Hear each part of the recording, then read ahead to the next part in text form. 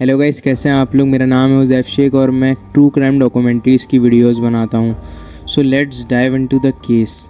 अंजना लामा के ससुराल से उसके घर पर एक कॉल आती है और एक घबराई हुई आवाज़ में कहा जाता है कि आप लोग जल्दी यहाँ पर आ जाएं, यहाँ पर बहुत बड़ा हादसा हो गया है। और उसके फादर उसकी फैमिली को फ़ौरन ही लेकर उसके ससुराल जाते हैं और जैसे ही वहाँ पर पहुँचते हैं, जैसे ही अपनी बेटी का कमरा खोल कर देखते हैं, वो कुछ ऐसी चीज़ देख लेते हैं, वो कमरे के अंदर एंटर ही नहीं हो पाते।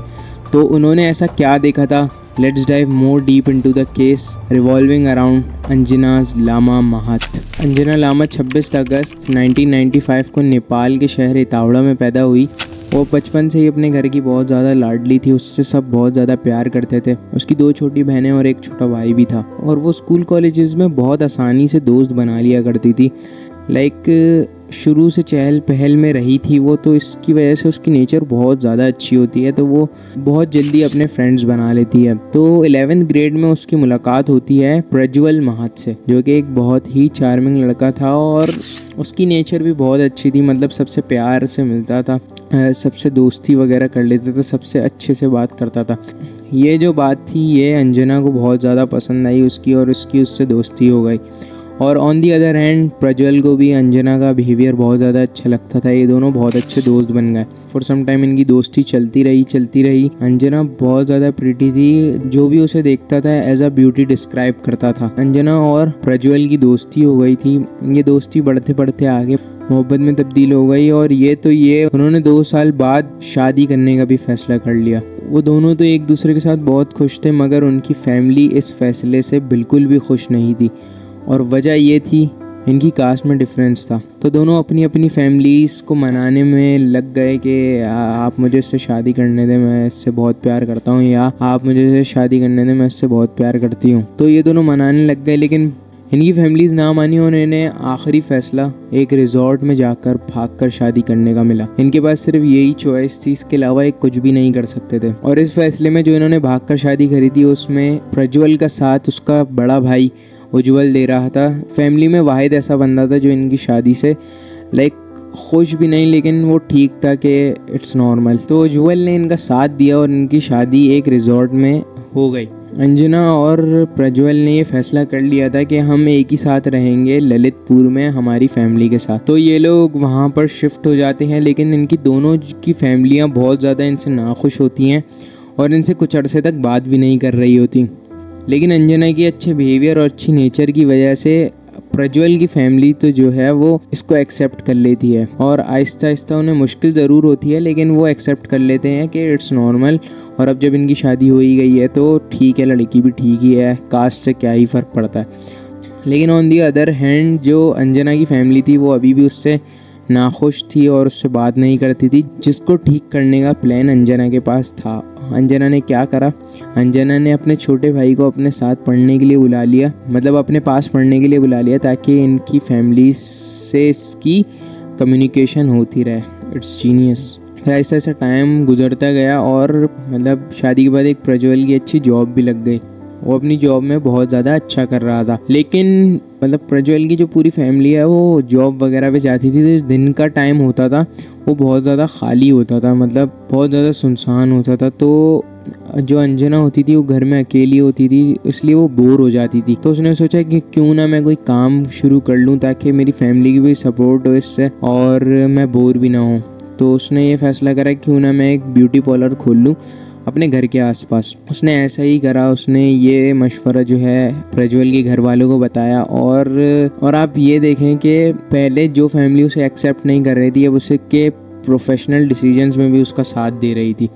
उन्होंने इसको पार्लर खोल कर दिया और वो इससे बहुत ज़्यादा प्यार करने लग गई। ये टाइम बहुत अच्छा गुजर रहा था, सब कुछ ठीक चल रहा था।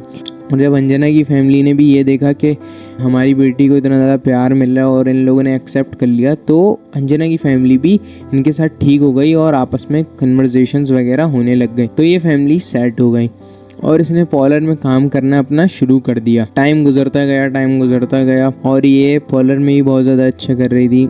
ऑन दी सेम टाइम इसे टिकटॉक वगैरह बनाने का भी बहुत शौक था। ये अपने आप को मिस टिकटॉक कहती थी। तो इसने सोचा कि क्यों ना मैं टिकटॉक शुरू करूं और टिकटॉक पर वीडियोस बनाऊं और मॉडलिंग के मतलब मॉडलिंग के वे में चले जाऊँ और वहाँ से कुछ अर्निंग करूँ। तो सेम यही हुआ कि जो प्रज्वल की फैमिली थी उसने इसका इस डिसीजन में भी साथ दिया और इसको मना नहीं करा, इसको बोला आप बना सकते हो टिकटॉक। तो इसने टिकटॉक वगैरह बनाना शुरू कर दिया और उसमें बहुत ज़्यादा ये जो है वो फेमस वगैरह हो गई, कामयाब हो गई। इसने जो अपना पार्लर था वो बंद कर दिया, पार्लर में काम करना छोड़ दिया क्योंकि इसको मॉडलिंग से इतने ज़्यादा पैसे मिल रहे थे। It's very beneficial for them. तो अब ये दोनों बहुत ज़्यादा अच्छा कर रहे थे ज़िंदगी में और लाइफ का सबसे बेस्ट टाइम अभी ये गुजार रहे थे। इन्होंने कहा कि अगर हमें एक ब्राइट फ्यूचर चाहिए तो कि हम नेपाल में नहीं रह सकते। इन दोनों ने फैसला करा क्यों ना हम कनाडा शिफ्ट हो जाएं। और लेकिन इनकी नई शादी थी तो ये थोड़ा डर रहे थे कि हम कैसे प्रज्वल के घर वालों को बताएंगे, मतलब प्रज्वल अपने घर वालों को कैसे बताएगा कि हम अभी हमारी शादी हुई है और हम कनाडा शिफ्ट होने की बात कर रहे हैं। लेकिन जब उसने अपने घर वालों को बताया तो they are very chill about it और उन्होंने तो इनके कनाडा शिफ्ट होने के लिए पैसे भी जमा करना शुरू कर दिए थे। अब इनका सीन तो शॉर्ट था कि अब ये कनाडा शिफ्ट होने वाले थे और सब कुछ सही चल रहा था, इसकी लाइफ का बेस्ट टाइम चल रहा था वो। लेकिन जैसे कि स्टोरी में मैंने आपको बताया था कि खुशी ज़्यादा देर तक नहीं रहती। 9 मई 2019 को प्रज्वल के घर से अंजना के घर पर एक कॉल आती है जो कि की गई थी by mother in law of Anjana. वो कॉल उठाती हैं और कहती हैं कि आप लोग जल्दी यहाँ पर आ जाएं, यहाँ पर बहुत बड़ा हादसा हो गया है। On the other and call पर उसके फादर थे। उसके फादर ने जैसे ही ये सुना उन्होंने जल्दी से अपनी फैमिली को लिया और वो फ़ौरन जो है वो ललितपुर की तरफ रवाना हो गए। लेकिन तकरीबन डिस्टेंस बहुत ज़्यादा था तो उन्हें आने में तकरीबन शाम हो गई and they are very scared of कि ये क्या हो रहा है। उन्होंने रास्ते में उसको प्रज्वल को भी कॉल्स वगैरह मिलाई थी लेकिन उसने भी ये करा कि बहुत बड़ा हादसा हो गया, आप जल्दी आ जाए हमारे घर, जल्दी आ जाए। इन्होंने यही बात करी, सही है। तो अब वो जैसे ही वहाँ पर गए, वहाँ पर उनके घर के सामने बहुत ज़्यादा भीड़ जमा थी, पुलिस और मतलब मीडिया एंड एवरीथिंग, बहुत ज़्यादा भीड़ जमा थी। इन्हें अंदाज़ा हो गया था कि कुछ ना कुछ बहुत ज़्यादा गलत हुआ है। और जब वो उसके घर के करीब गए तो उसका जो छोटा भाई था उसके साथ जो पढ़ने आया हुआ था बहुत फूट के रो रहा था। उसी वक्त एक पुलिस वाला आया, अंजना के फादर को उसने कहा कि आप मेरे साथ चलें। वो अंजना के फादर को अंदर घर के अंदर लेकर गया और अपनी बेटी के रूम के आगे खड़ा कर दिया। और जैसे ही उसने गेट खोला उसके फादर ने कुछ ऐसा देखा कि वो देखते ही कमरे के अंदर एंटर नहीं हो पाए और वहाँ से उल्टे पांव भाग गए। तो उन्होंने ये देखा कि सामने बेड पर उनकी बेटी के बॉडी पार्ट्स के पीसेस पड़े हुए हैं, लाइक आधा जिस्म बेड के ऊपर और आधा जिस्म बेड के नीचे, और बीच में से पूरा का पूरा कटा हुआ था उसका जिस्म। और लाइक उसकी गर्दन पे इतने स्टेप थे कि वो गर्दन अलग होने वाली थी। तो ये हालत देखकर आप समझ सकते हैं कि ये कितना हॉरिफाइंग सीन हुआ एक फ़ादर के लिए अपनी बेटी को इस तरह देखना। तो वो फ़ौरन से पीछे हट जाते हैं और पीछे हटकर वो बहुत तेज़ रोने लग जाते हैं। तो इनकी ये आवाज़ सुनकर इनकी फैमिली को ये अंदाज़ा हो जाता है कि their daughter is no more with them. तो ये जो है वो जैसे ही सुनते हैं वो सदमे में चले जाते हैं और सदमे में रहते हैं। जैसे ही सदमे से वो लोग इस सदमे से बाहर आते हैं और थोड़ा नॉर्मल होते हैं, मदर उनकी फ़ौरन ये कहती है कि आप जल्दी से जो है इनकी पूरी फैमिली को अरेस्ट कर लें, इन्होंने ही मेरी बेटी को मारा है। अब वो ये क्यों कहती हैं?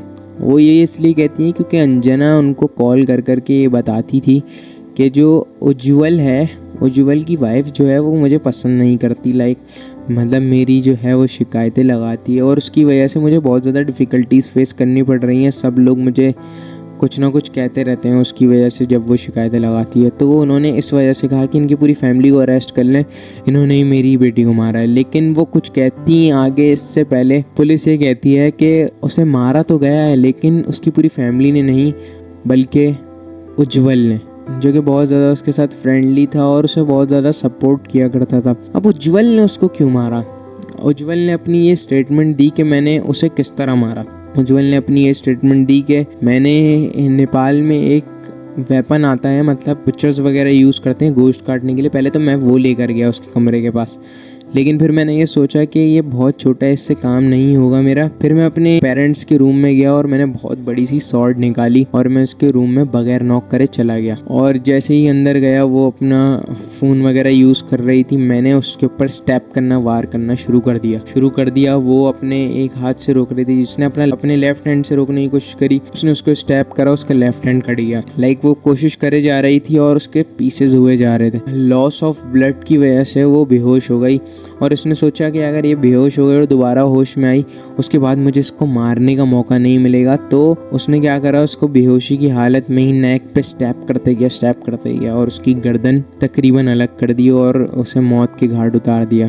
तो जब उज्जवल से ये पूछा गया कि ये तुमने क्यों करा, वो ज़ाहिर सी बात है गिल्टी तो था इसमें कि मैंने ये करा है, लेकिन उसने ये वजह बताई कि मैंने ये इसलिए करा क्योंकि मुझे उसका बिहेवियर बिल्कुल भी नहीं पसंद था, अंजना का बिहेवियर।